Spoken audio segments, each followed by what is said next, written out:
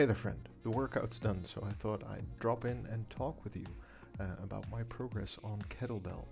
I'm going to talk about things like what are my goals, why do I focus so much on technique, what weight I use, how do I challenge myself, how do I motivate myself, and why do I warm up. And I have those questions over there, but I'm just going to try and answer them from the top of my head so that I'm actually talking to you on the video this time. So let's give that a try and let's start. What are my goals? Well, I've said this before, but I'm a father and I intend to live till I'm about 100, barring any inevitable tragedies.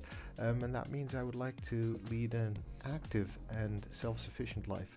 So I want to be strong, I want to have endurance, I want to have stability, and I want to have mobility for various reasons, right? I need the strength to be able to get up out of a chair, to be able to move, to be able to go out and do groceries on my own, to be able to play with my kids, just to do the things that day to day are expected of me, and the endurance to just be able to go out and move around in the world is important to me.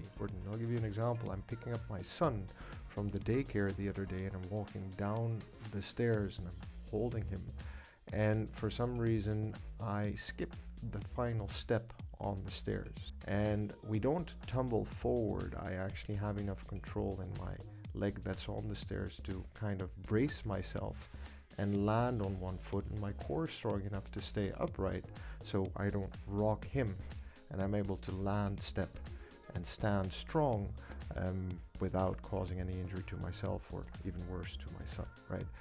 Little things like this happen all throughout the day, and it's important to have the physical ability and coordination to be able to see myself through those situations, I guess, without injury. Why do I focus on technique? So you'll see in the video that, I do a brief warm-up, like I start with a deadlift just to check in how I'm moving, then the halo also for my shoulders to see how I feel there.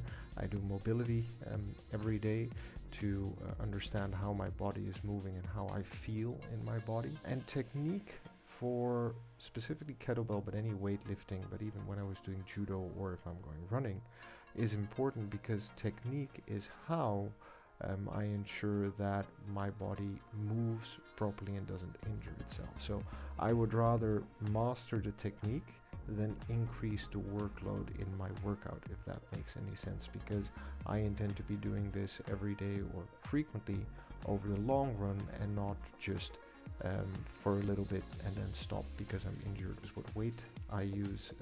People sometimes might wonder, well, doesn't that look a bit light? I don't know. I don't particularly care, because if I do enough volume or if I train long enough, there are ways to challenge myself, I guess, with any weight, but I tend to use 8 and 12 kilograms at the moment. I've started to try 16 kilograms on swings to see how that feels, but very low, like 3 sets of 5 swings, and it went all right. But that's like after training with kettlebells for maybe 8 or 12 weeks and already having been training for a year. So having that general physical ability to go maybe a bit heavier over time. But I don't think the weight's important. I think when it comes to weight and challenging myself, what's more important is understanding what am I capable of, what do I want to be capable of, and how do I build to a point where I'm capable of doing what I want to be capable of. And that should inform, the weight, the type of training, whether it's kettlebell or body weight or other resistance trainings or more endurance. That should all be informed just by what you want to accomplish or what I want to accomplish. How do I challenge myself? I don't know. I guess the challenge is to just show up every day and do the work. And the work in and of itself is already challenging. Like, I'm not going easy on myself. Yesterday, I'd set myself the goal of doing 9 times 4 push-ups because I'd reached 20 times 2 recently, and now I'm trying to build up that volume on sets of 4. And I got to 6 and the 7th set didn't work, and that was a big challenge, but that's also where it stops. I don't have to push myself. I know I can do 6 sets of 4 and I can move on to 7 sets next time and try that again until I succeed at 7 sets and then 8. So that's one way to challenge myself, to kind of increase the workload every time I show up by a fraction or a little bit. How do I motivate myself? I'm 40. I've been through this fitness cycle a couple of times.